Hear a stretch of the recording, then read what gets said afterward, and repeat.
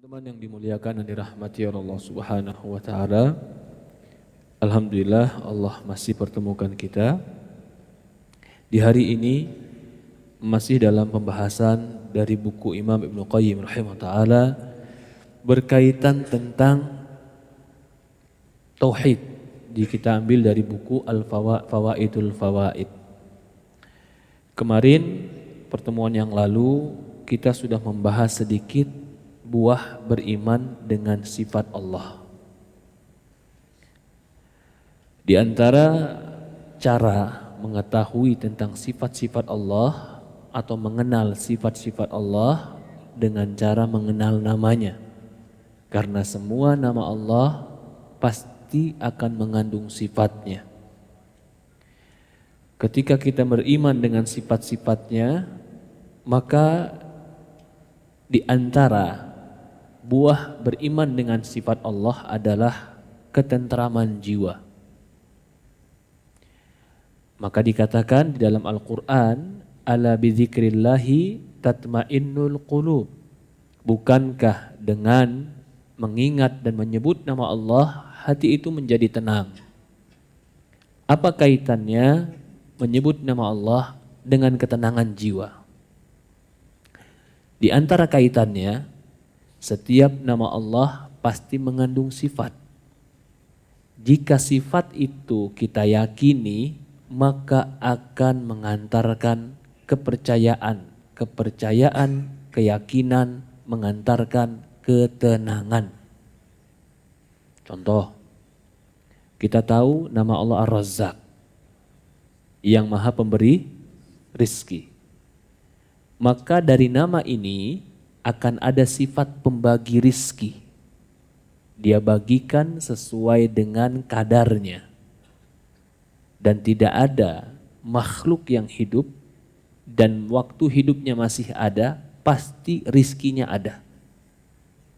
Walaupun cicak yang di tembok, kalau memang dia ditakdirkan makan nyamuk yang terbang, nyamuk itu akan menghampirinya dan cicak akan mengambil dan menangkapnya. Walaupun secara hitungan bagaimana cicak bisa dapat nyamuk. Ketika disebutkan terus nama Ar-Razzaq, Ar-Razzaq, Ar-Razzaq, akan timbul kepercayaan saya pasti dapat rizki. Sehingga tidak cemas tentang rizki, yakin tentang rizki, tenang tentang rizki. Ketika ketenangan ini ada, keyakinan ini ada, apa yang terjadi? Enggak galau kalau orang lain buka usaha yang sama kayak kita. Enggak iri kalau ada orang lain yang mirip dengan kita bidang usahanya. Enggak hasad, enggak dengki, juga tidak menjatuhkan. Kenapa? Karena kenal nama Allah Ar-Razzaq. Apakah mungkin ada orang yang bisa merampas rizki kita sementara Allah yang membagikannya? Maka kerisauan, kegelisahan, kecemasan, kebimbangan, ketakutan lahir dari ketidakyakinan. Ketika ada orang buka usaha bareng sama seperti kita, bimbang, risau, galau, takut. Kenapa? Karena merasa ada orang yang mengambil rizki kita. Sementara innallaha huwa razzaqu dzul quwwatil matin. Allah yang memberikan rizki. Yu'ti man yasha. Allah berikan kepada siapa yang Allah kehendaki. Wa yunzi'u man yasha. Allah cabut kepada siapa Allah kehendaki. Allahumma la mani'a lima a'taita wa la mu'tiya lima mana'ta wa la yanfa'ul dal jadd minkal jadd. Ya Allah, gak ada yang bisa menghalangi kalau kamu mau ngasih. Dan tidak ada yang bisa ngasih kalau kau halangi. Ini kan zikir setelah sholat. Ini diantara buah beriman dengan nama Allah. Dari itulah dikatakan orang yang kenal dengan Allah semakin dia kenal tentang dirinya. Orang yang kenal dengan Allah semakin dia tentram. Bapak kenalan sama penguasa. Dia kaya, semua perizinan ada di tanda tangan dia. Bahkan semua aparatur negara dia yang mengerahkan. Lalu dia bilang sama bapak, tenang aja, kamu ada apa-apa, ini nomor khusus telepon saya. Kira-kira gimana jadi hidup Pak? Lampu merah diterobos, tenang aja Ustaz, lampu merah doang mah kecil. Kenapa kepercayaan diri itu lahir, keluar? Saya punya kenalan Ustaz. Lalu kenapa kamu risau dengan rizkimu? Kamu risau dengan hidupmu? Kamu galau dengan orang yang buka toko dan usaha seperti kamu? Kenal gak kamu siapa pembagi rizki? Tahu sifat Allah. Lalu apa yang menyebabkan engkau risau, gelisah, cemas? Hilangnya yakin. Hilangnya yakin sebenarnya. Bukan gak kenal. Maka itu Imam Ibnu Qayyim menyebutkan dalam sebuah riwayat atau sebuah kitabnya, mengenal Allah itu ada dua. Mengenal tahu dan mengenal yakin. Kalau mengenal tahu, maaf, iblis pun tahu ada Allah. Sampai iblis mengatakan kau telah ciptakan aku. Tapi dia tahu. Mengenal yakin itulah pengenalan orang-orang yang makrifat kepada Allah. Sehingga dia yakin apa yang ada pada nama dan sifat Allah pasti Allah jalankan. Dia bernama Al-Khair, yang terbaik, At-Tayyib, yang maha baik. Dia bernama Ar-Razzaq, memberi rizki. Dia bernama Asy-Syafi, yang menyembuhkan. Dia bernama Al-Kafi, yang mencukupkan. Tahu namanya? Kenal tentang dirinya? Tahu. Yakin atau tidak? Kalau yakin, kau akan tenang. Maka ketika Nabi Ibrahim alaihissalam dan para nabi atau orang-orang soleh, ketika Maryam orang solehah, bukan nabi, karena perempuan tidak ada yang menjadi nabi, dia perempuan lemah, baru melahirkan, gak ada makanan yang dia dapatkan, cuman dia dapatkan bisikan, pergilah ke pohon kurma dan goyangkan pohon kurma itu. Pohon kurma itu besar Pak. Perempuan yang baru melahirkan disuruh menggoyangkan pohon kurma. Kira-kira apanya yang goyang? Tapi Maryam tetap mengerjakan. Dia goyangkan, ternyata jatuh buah-buahannya. Seperti itulah orang yang yakin. Dia mengerjakan apa yang diperintahkan karena dia yakin Shadaqallahul Azim. Maha benar Allah dengan segala janjinya. Nabi Ibrahim yakin Allah tidak akan pernah zalim. Maka ketika Allah perintahkan dia menyembelih anaknya, dia jalani. Begitu pisau sudah ada di leher anaknya, Allah katakan qad shadaqta ru'yak. Ya Ibrahim, kamu telah membenarkan wahyu. Lalu Allah ganti anaknya menjadi seekor kambing. Keyakinan melahirkan ketentraman dan ketenangan. Tapi keraguan, kebimbangan itu akan melahirkan penyakit-penyakit hati yang lainnya.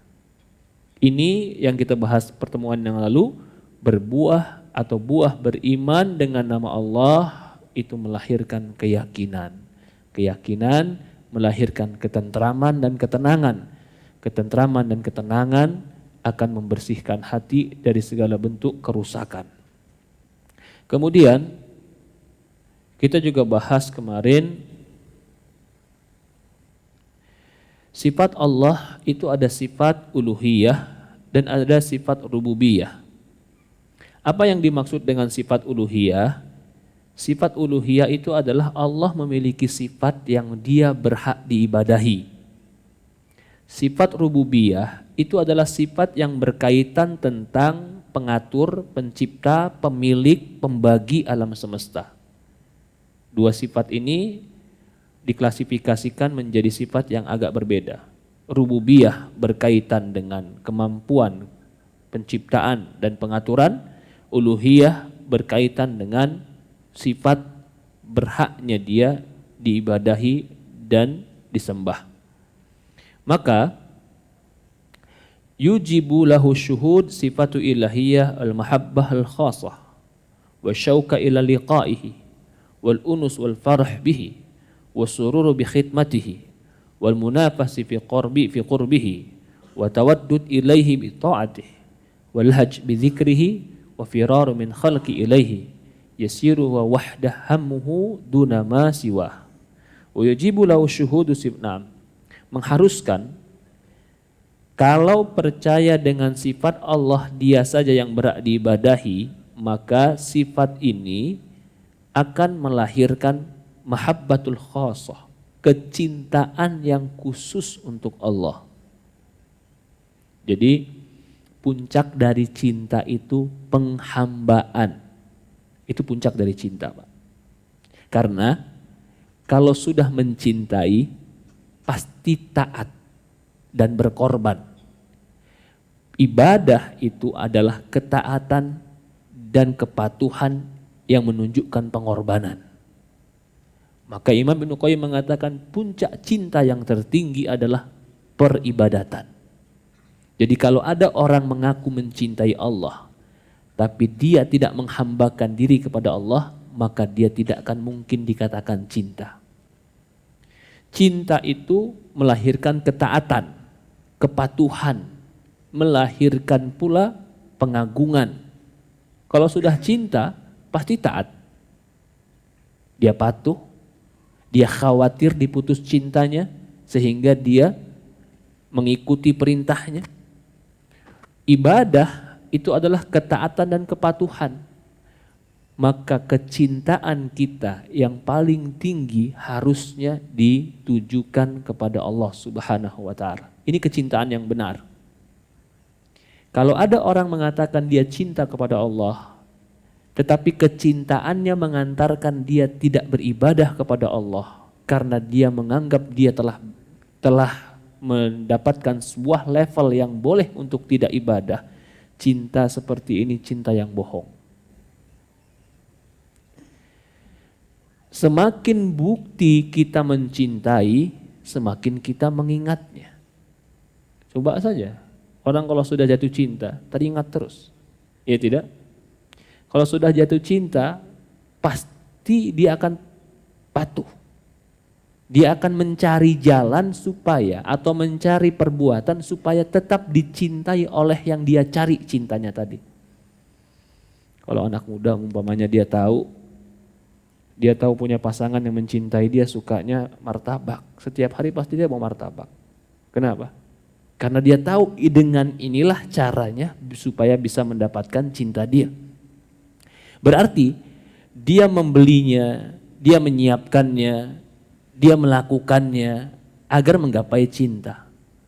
Begitu pula orang yang menggapai cinta Allah, dia akan mencari jalan supaya Allah mencintai dia.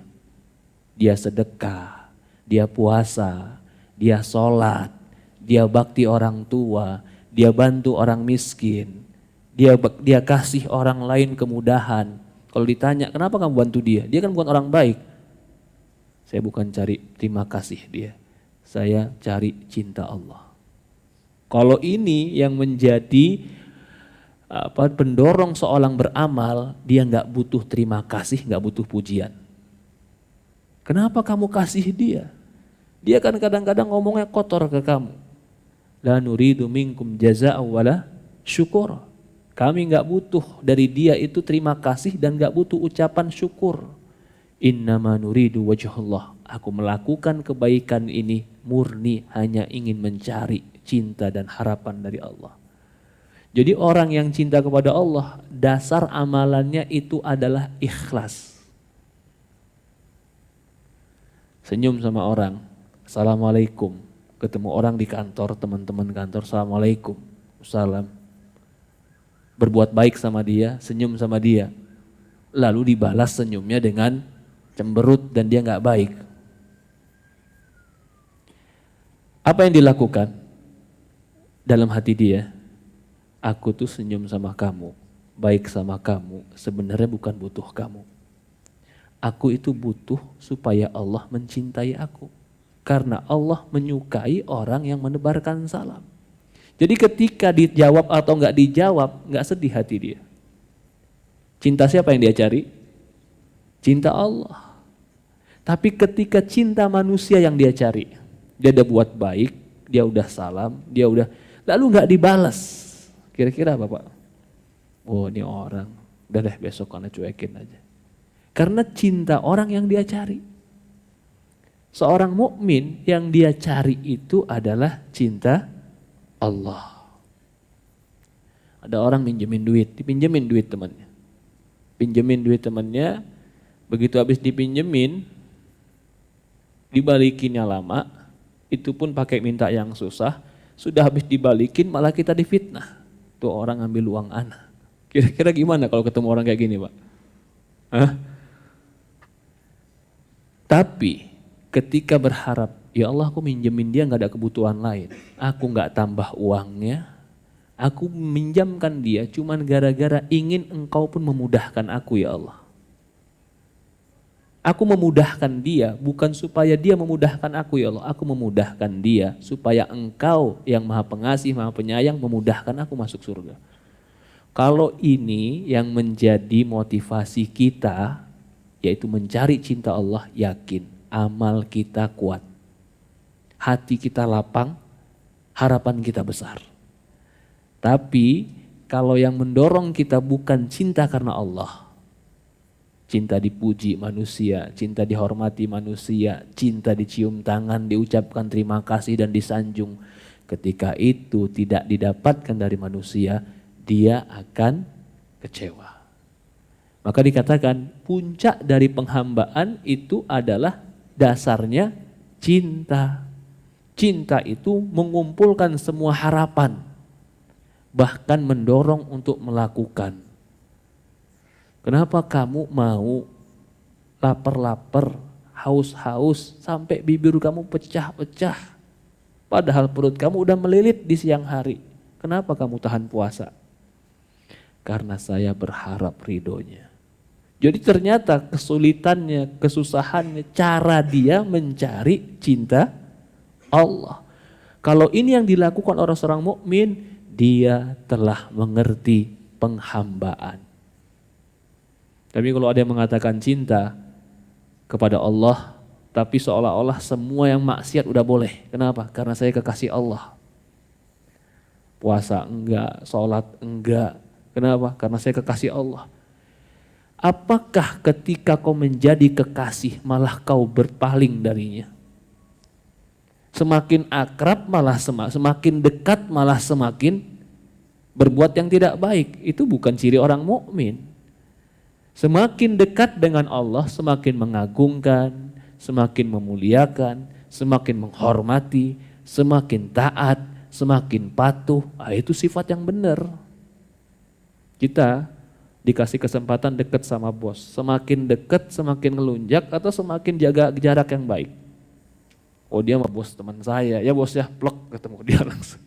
Kenapa? Akrab Ustaz, teman dekat, gak boleh kamu begitu. Itu analogi kalau kepada manusia, kamu dikasih kesempatan mendekat malah kamu tidak menunjukkan kepada kebaikan. Ketika mendekat kepada Allah malah mengatakan boleh gak sholat, boleh gak puasa. Kenapa? Saya udah bebas karena saya sudah dekat sama Allah. Rasulullah orang yang paling dekat sama Allah, tapi orang yang paling takut cintanya diputus oleh Allah. Rasulullah SAW sampai suatu hari Aisyah bingung, ya Rasulullah, kau tuh dosamu yang lalu telah diampuni, dosa yang akan datang pun diampuni, tapi kamu ibadah sampai kakimu bengkak. Coba, kalau kita dosa yang lalu udah diampuni sama Allah, dosa akan datang diampuni sama Allah. Kira-kira kita apa yang kita lakukan, Pak? Biasanya kita kalau udah jaminan, kamu jamin masuk surga, nggak bakal masuk neraka. Udah subuh nggak bangun kita Pak. Kenapa? Santai, udah jaminan masuk surga.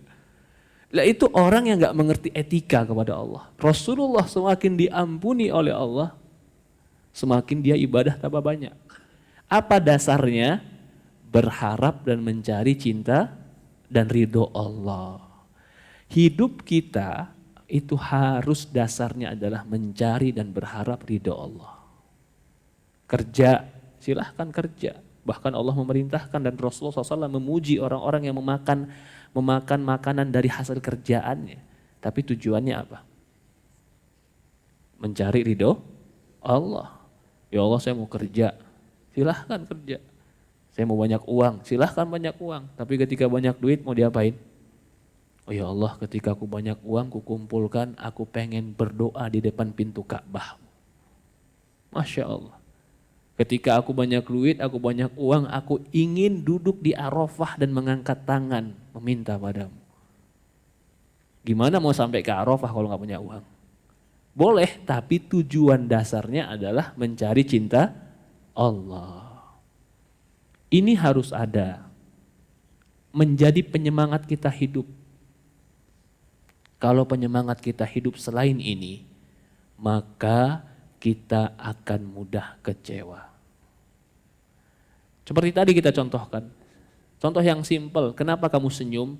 Ya supaya dia juga senyum, Ustaz. Supaya dia baik sama saya. Lah kalau dia nggak mau senyum sama kamu, apa kamu mau senyum sama dia?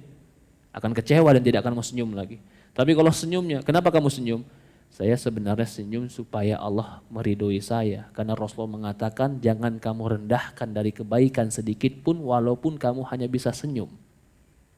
Bahkan Rasulullah mengatakan afsus salam bainakum. Maukah kalian kutunjukkan dengan amalan?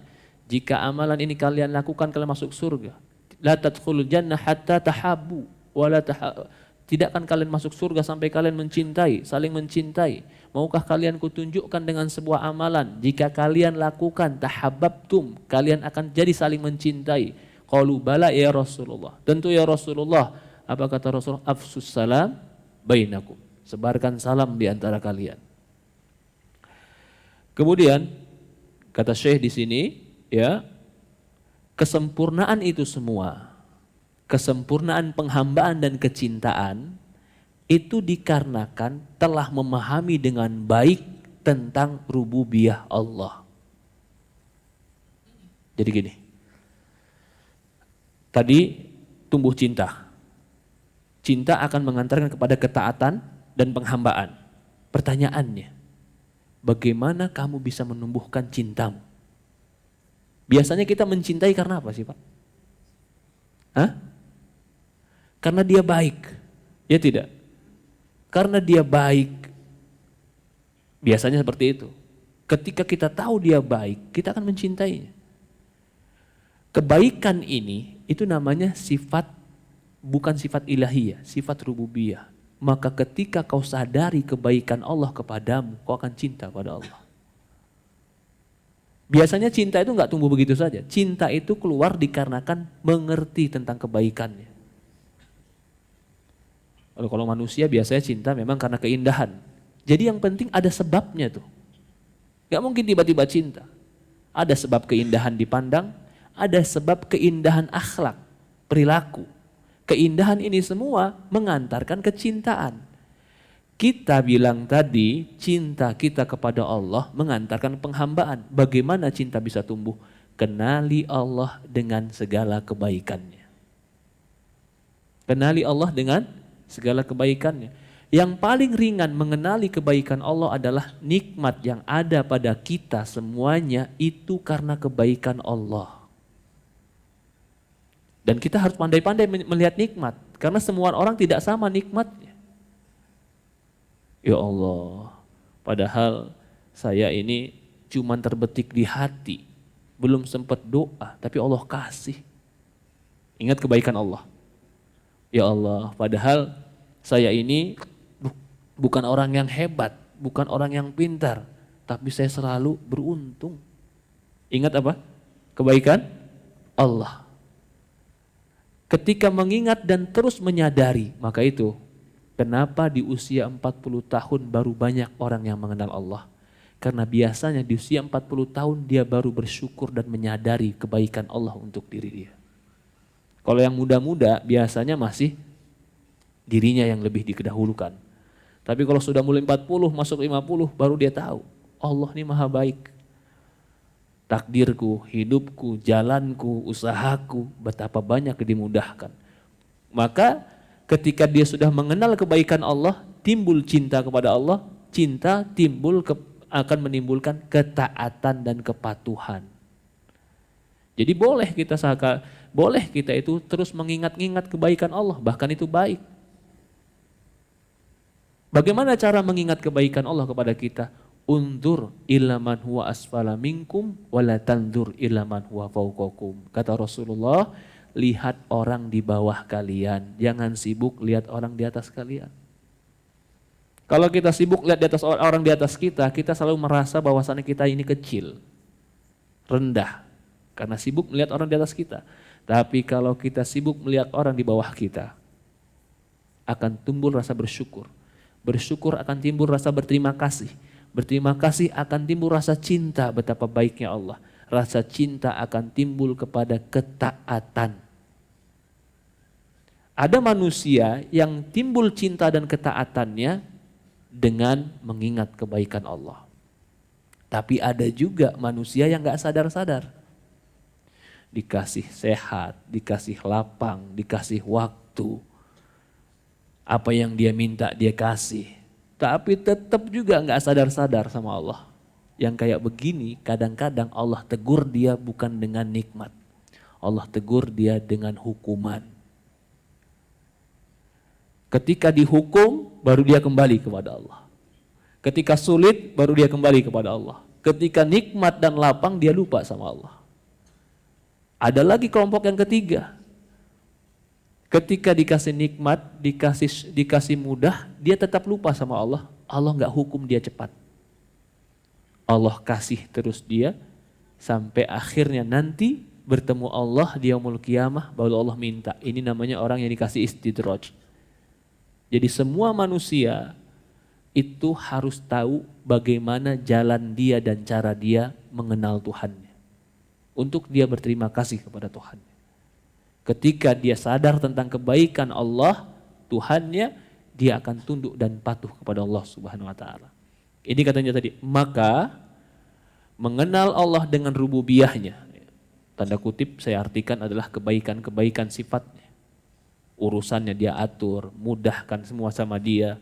Maka ini akan menumbuhkan kecintaan, memujinya.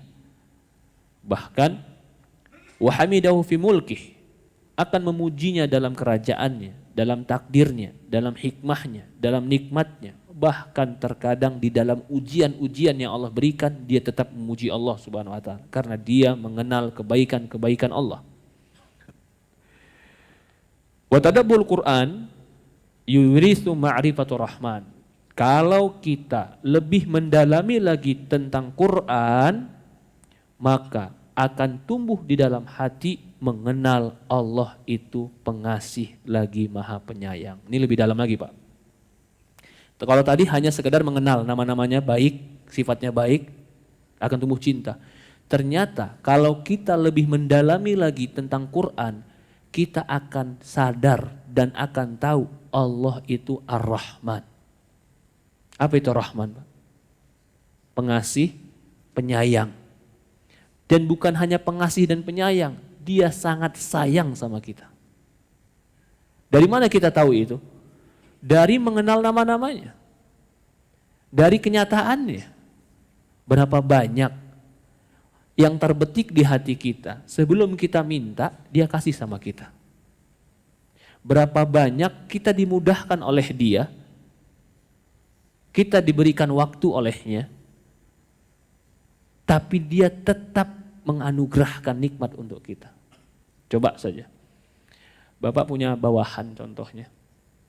Bawahan Bapak ini kerja sama Bapak setengah tahun. Bapak kasih rambu-rambu dalam kerjaan. Tapi setiap rambu dalam kerjaan ini dia selalu melanggar Pak. Gajinya dia maunya full. Kira-kira orang kayak begini berapa bulan Bapak kasih waktu dia? Hah? Ya coba 3 bulan Ustadz gak berubah mau berhenti. Kita dikasih nikmat full, berapa tahun kita kadang-kadang lupa sama Allah. Kuliah lupa, masih muda. Baru kerja lupa juga, baru banyak nikmat. Ingatnya kapan? Waktu Jumatan sama Idul Fitri Ustadz. Ya, subhanallah. Tapi Allah gak langsung coret nama kita Pak. Nikmatnya gak langsung dihilangin sama dia, ditunggu kita. Ditunggu sampai kapan? Kata Allah 40 tahun coba nih. Mudah-mudahan umur 40 tahun dia balik. Dari umur 25 ditunggu sampai 15 tahun Allah tunggu dia. Maha baik nggak Allah? Ada nggak yang lebih sabar dari Allah menunggu kepulangan kita kepada Allah? Nggak ada. Tapi begitu pulang, begitu kembali, Allah hapus tuh semua yang pernah berlalu. Allah nggak ungkit, Allah nggak jadikan dosa, Allah ampuni dia. Padahal dia pernah maksiat, dia pernah menentang, dia pernah meninggalkan Allah. Adakah yang lebih sayang kepada kita sebagaimana Allah sayang kepada kita? Maka itu dikatakan Imam Qayyim, kalau kita membahas lagi lebih dalam tentang sifat kebaikan Allah, kita akan sadar dia Maha Penyayang. Coba saja, setiap dosa ditunggu seminggu, kamu nggak taubat langsung diazab, habis kita Pak. Setiap dosa yang udah diperingatkan dan kita nggak taubat, ditunggu waktu sebulan dah, nggak seminggu, udah habis kita. Nggak ada apa-apa hidup kita ini. Tapi ternyata Allah tunggu puluhan tahun kita. Allah kasih waktu, tetap doa kita dikabulkan, nikmat kita ditambah, kita dilapangkan, permintaan kita dikasih, hati kita dihibur dengan orang-orang yang kita cintai. Seolah-olah kita ini nggak ada kesalahan di hadapan Allah. Maka dikatakan, di kata para ulama, tidak ada satupun yang mencintai kita sebagaimana Allah mencintai kita. Dan tidak ada satupun yang paling sabar terhadap kekurangan kita sebagaimana Allah sabar terhadap kekurangan kita. Allah alam, ini buah daripada mengenal nama Allah Subhanahu wa ta'ala. Intinya, semakin mengenal, semakin yakin. Semakin yakin, semakin tenang. Semakin tenang, semakin cinta. Semakin cinta, semakin menghambakan diri kepadanya. Takut cintanya diputus. Maka puncak dari penghambaan itu adalah cinta kepada Allah Subhanahu wa ta'ala. Cinta yang mengantarkan kepada ketaatan, cinta yang mengantarkan kepada penghambaan dan peribadatan, cinta yang mengantarkan kepada meninggalkan apa yang dia haramkan. Allahu a'lam. Sudah jam 1 siang, insyaallah pertemuan akan datang kita akan bahas khitabul Quran fi wasfur Rahman. Khitab di Quran mensifati Allah dengan Maha Pengasih, Ar-Rahman dan Maha Penyayang. Allahu a'lam. Ada pertanyaan? Tafadhol. Tidak ada, kita cukupkan. Subhanakallahumma wa bihamdi asyhadu an la ilaha illa anta nastaghfiruka wa atubu ilaik. Assalamualaikum warahmatullahi wabarakatuh.